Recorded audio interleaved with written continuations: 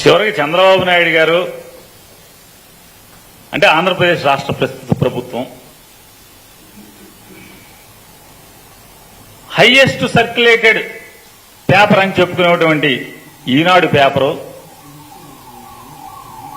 సంచలనాలని రేకెత్తించేటువంటి paper, TV ఛానళ్ళు, TV5, ABN, Andhra Jyothi, వీళ్ళందరూ ఒక కేసుని టేకప్ చేశారు. ఏంటి ఆ కేసు టేకప్ చేశాయంటే,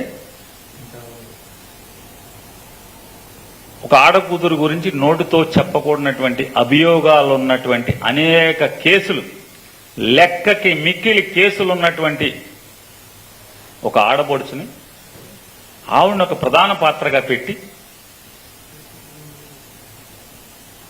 ఇక్కడ కొంతమంది పోలీస్ అధికారుల మీద తప్పుడు కేసులు బనాయించే ప్రయత్నంలో భాగమే మనం 4 రోజులు 5 రోజులుగా చూస్తున్నటువంటి డ్రామా ఇది.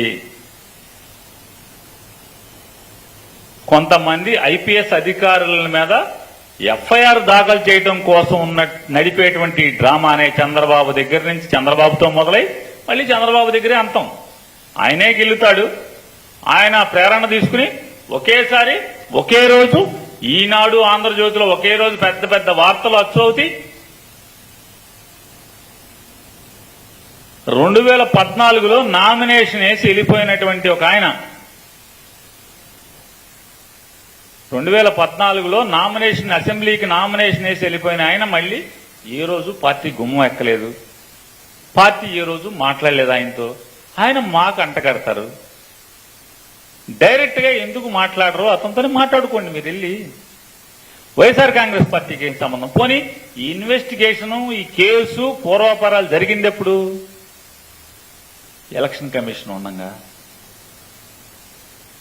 ఎలక్షన్ కమిషన్ ప్రభుత్వాన్ని నడుపుతున్నప్పుడు జరిగినటువంటి ఈ తంతు దాన్నేదో మాకు బాగా పూసి దాని మాటన వాళ్ళు ఎవరైతే టార్గెట్ చేసుకున్నారో ఆ టార్గెటెడ్ ఐపీఎస్ ఆఫీసర్ల మీద ఎఫ్ఐఆర్లు కట్టి వాళ్ళని ఏదో మానసికంగా వేధిద్దామని చేసేటువంటి చంద్రబాబు కుట్రలో భాగమే ఇది తప్పితే వేరే ఏమీ కాదనేది రేపో ఎల్లుండో కాకపోతే వారమో 10 రోజుల తర్వాత మనందరం చూస్తాం.